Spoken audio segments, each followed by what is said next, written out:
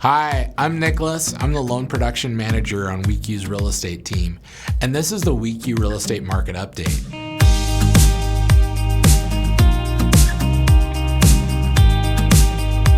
In today's episode, we'll give you an update on our local real estate market. Then we'll move into a segment we're calling Ask the Expert. We'll hear from Zographos from CAZ Construction, and he'll speak about winterizing your home. It's going to be a great episode. Here we go. First up is our market snapshot. The housing market in Whatcom County over the last year has been very hot and very active. It continues to be very hot as most of the homes continue to sell well above asking price.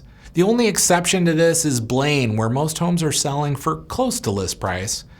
From August 2020 to August 2021, the average home sale price in Bellingham increased by 31%. Interest rates are low, and after the 2008-2009 financial recession, many home builders slowed down and has taken more than 10 years to ramp up again. This caused a mismatch of supply and demand in most housing markets across the country. In our May real estate market update, we highlighted some of the construction projects in the works or underway. On top of that, we've seen several people moving from King County and Snohomish counties to Whatcom County, where they can find a quiet community and can work remotely. A 2021 ranking by livability.com ranked Bellingham the third best medium, small-sized, remote-ready city in the United States. For a while now, we've been keeping tabs on home affordability. National home prices have outpaced income growth by a 4-to-1 ratio. As home prices increase, so do the monthly payments required to afford that home. Simply put, some people have been priced out of our housing market.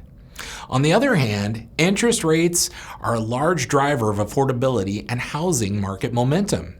For more than a decade, we've experienced extremely low interest rates. And over the last several months, we've heard a lot of talk about inflation. It was reported that in October, the U.S. inflation rate increased to 6.2%. That was higher than the expected rate of 5.8%.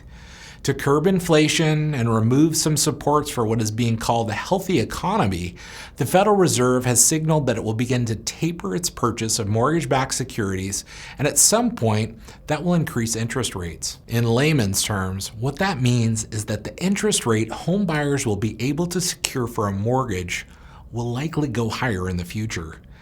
It's likely that the increase will be very gradual, but consider this. If interest rates on a mortgage increase by 1% on a $320,000 mortgage, the increase of your payment will be approximately $200. Although the increased amount may not seem extreme, 1% over 30 years means you'll pay anywhere from $60,000 or more in interest. When this will happen and how much? Could be 6 months, a year from now or more. We just don't know. What we do know is that this will cause homebuyers to stay active in the housing market, looking to lock in their interest rates before they rise. The last thing we do want to talk about is population growth. Nationwide, population growth is at its lowest point since the 1930s. However, locally, that's not the case. In census data released in August, Ferndale and Linden had their population grow by nearly a third, 31.8% each, while Blaine grew by 25.6%. Bellingham had the least growth with 13.1%. This population growth is a positive thing for homebuyers because it'll allow your property values to stay stable. Again, it all comes down to supply and demand. When you buy a home in an area where people are moving, that drives up demand. As long as the new house construction doesn't exceed population growth, home prices should continue to increase. Well, that's all we have for the WECU Real Estate Market Update. Next, we have our Ask the Expert segment with Zographos from CAZ Construction, and he'll speak about winterizing your home. But before we do that, we'll take a short break. So, you work with a lender to get a mortgage. You get into your new home and you receive notice that your mortgage company has broken up with you and you'll be sending your payments somewhere else. You deserve a partner who will be there with you every step of the way. At WECU, we service 100% of our loans. Plus, we're not for profit, so you can rest assured knowing that we'll always have your best interest at heart.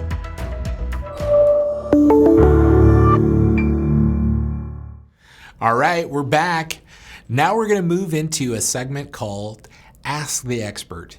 In this segment, Scott Zographos from CAZ Construction will speak about winterizing your home. Hi, I'm Scott Zographos with CAZ Construction, and this is Ask the Expert. Today we're going to talk about winterizing your home. Here in the Northwest, this is considered to be a fairly mild climate, but there's still lots of things you can do to your home to make it more durable, more comfortable, and help save energy and money over the wintertime.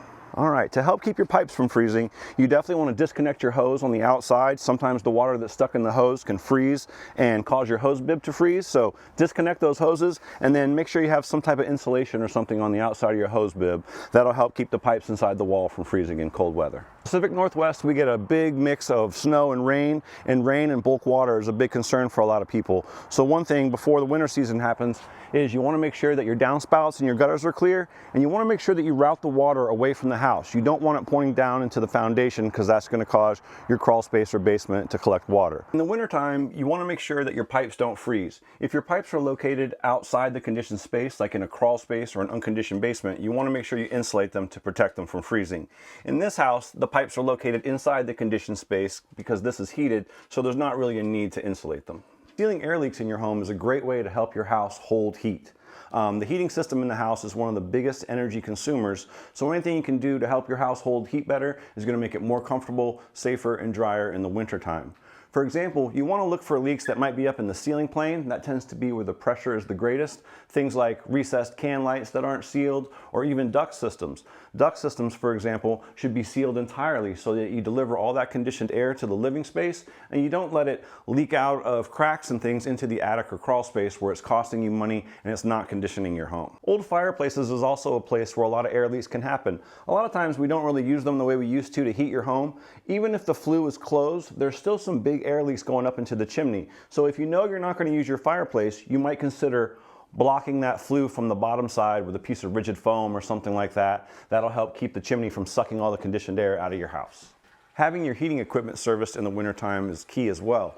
You want to make sure that things are tuned and working properly before the winter season. And one thing you can do by yourself is to make sure all the filters are clean. In a ductless heat pump like this, you can pull the filters out, clean them, and replace them. Some other furnace filters might just need to be replaced altogether, but that's something you should check and do every winter season. You want to make sure that your smoke detectors and CO detectors are working.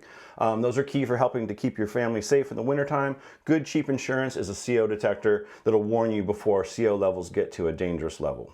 Again, thanks for joining us today. My name is Scott Zographos with CAZ Construction, and this has been Ask the Expert.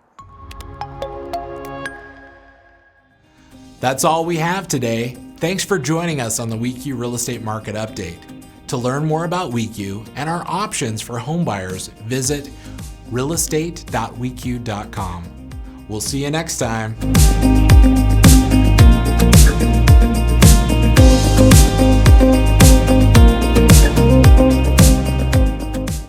So, you work with a lender to get a mortgage. You get into your new home and you receive notice that your mortgage company has broken up with you and you'll be sending your payments somewhere else. You deserve a partner who will be there with you every step of the way. At WECU, we service 100% of our loans. Plus, we're not for profit, so you can rest assured knowing that we'll always have your best interest at heart.